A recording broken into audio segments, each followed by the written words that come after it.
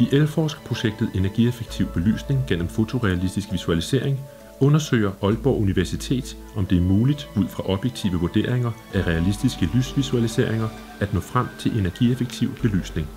Vi i Elforsk synes, at det er interessant at støtte de her visualiseringsprojekter, fordi at det giver en god forståelse for dem, som skal opleve belysning, og dem, som egentlig designer belysningskoncepterne. LED-løsninger er blevet en kæmpe succes, men det er tit energiforbedringerne, som er drivkraften i projekterne. Men hvis man alene ser på energiforbedringerne, så sker der hurtigt det, at det visuelle miljø kommer til at lide skade. Og det er jo stadigvæk det vigtigste, det er, at der er et godt lys til de mennesker, som skal bruge rummet, som skal færdes i gaden, som skal være i kontoret og arbejde. Det er rigtig svært at få det her til at lykkes i praksis, og her er det, at de rigtig gode visualiseringer kan hjælpe os. Ved at lave kalibrerede og helt nøjagtige visualiseringer, så kan vi virtuelt vise forskellige løsninger på det samme energirigtige miljø og vælge den løsning, som er bedst for brugerne allerede i projekteringsfasen. Er denne belysning bedre end denne? Eller hvad med denne?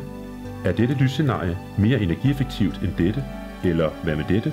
Hvis man for en række lysscenarier sammenligner den oplevede kvalitet af fotorealistiske lysvisualiseringer i forhold til hinanden og indsætter resultaterne i et koordinatsystem, hvor den oplevede kvalitet er x-aksen og energieffektiviteten er y-aksen, der fremgår det tydeligt, hvilke scenarier det vil være mest attraktivt at opføre med både høj energieffektivitet og den mest værdsatte belysning.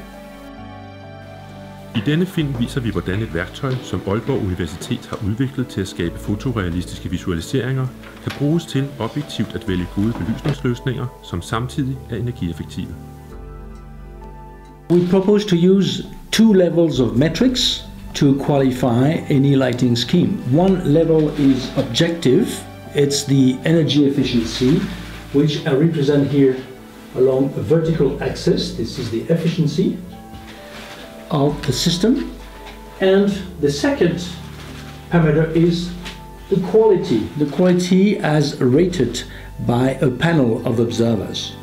So each installation can be rated by two parameters, and that's the way we can compare different types of installations. So installation has a point in this diagram, and the objective of our project is to identify the solutions which are both energy efficient and also judged as high quality by a panel of observers. This work also can help us to identify possible improvement of some technologies which are judged of high quality and through optical improvement could lead to a higher efficiency. Alle projekter i Elforsk, de går ud på ligesom at reducere energiforbruget eller optimere vores forbrug af energi. Men i det energibesparelser ikke sælger alene, så er vi også begyndt at fokusere rigtig meget på alt det, man får ud over, at man kan faktisk få det energibesparelsen ind sammen med sundhed og trivsel og god belysning. The danger is that many super efficient lighting schemes don't provide the expected quality. Sometimes using very advanced and efficient system lead to sources which are a bit too glary, or sometimes with a color which is not the most appropriate, or more generally an aspect of the luminaire which is unpleasant. So what we try in this project is to identify super energy efficient solutions that also deliver the best possible quality to the users. Vi kan lave visualiseringer af lys i forskellige scenarier. Vi kan med måleinstrumenter validere vores 3D-miljøer og lysniveauerne. Nu har jeg en kalibreringsskærm her, hvor der viser sådan nogle forskellige niveauer. Hvis jeg f.eks. måler på den, der hedder 150 candela, og tager vores luminansmeter og måler det sammen på det samme område, så får vi en værdi på 150,3. Det vil sige, at når man ser det på en skærm, eller det bliver skudt op med en projektor, så vil man få det samme indtryk, som man vil få i virkeligheden. Projektoren til visualiseringerne kan let transporteres, og inden test kalibreres lysniveauet, så man kan måle faktiske luminanser på skærmen med et luminansmeter. We have two aspects. One aspect is objective. It's the energy efficiency, or it could be even the cost in some case, and a subjective rating. And this means that we have to ask a panel of observers for their opinion and to tell them which scenario, which lighting schemes they prefer. And you could go from one to the other configuration very rapidly and in very much comfort. Projektets resultater bygger på en række test i erhvervslivet, her hos Citylum Denmark i Hvidovre. Vi kommer til at se nogle forskellige visualiseringer. Jeres opgave det er hele tiden at kigge på to par, så man sammenligner to par. Hvordan vil du foretrække lyset vil være i det her rum, hvis du skulle forestille dig at have et her?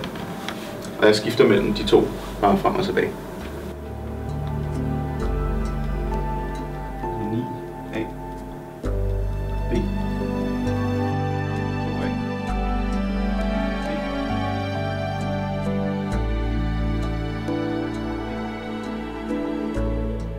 Det var interessant at se, hvordan man kunne se forskel på, hvordan farvetemperatur, lysintensitet og belysningsformer kunne ændre de forskellige scenarier.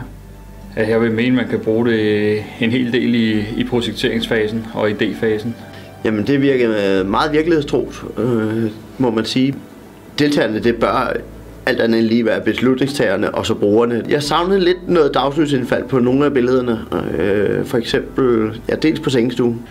Det interessante ved det her værktøj, det er, at vi synes, at det er godt, at man får koblet viden fra både forskellige faggrupper på tværs, og også at man ligesom tvinger dem lidt til at skal dele viden på tværs af brancher, sådan så man både får arkitekter og ingeniører til at snakke sammen og have et fælles forståelse for, hvad det er, man er ved at designe, samtidig med, at man også tager hensyn til dem, som skal bruge og opleve lyset bagefter.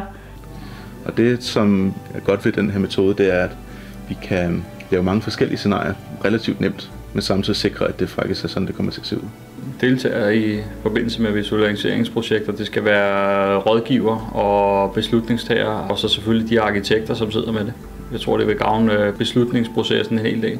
Det her, det er jo bløde følelser. Det er ikke noget, det her er den rigtige løsning, det her er den forkerte løsning. Det er et rigtig godt værktøj, både for dem, som designer belysningsanlæg, men også rådgiver, og så også for de brugere, som skal bruge det efterfølgende, sådan så man får et fælles sprog for, hvordan man skal snakke god belysning fremadrettet.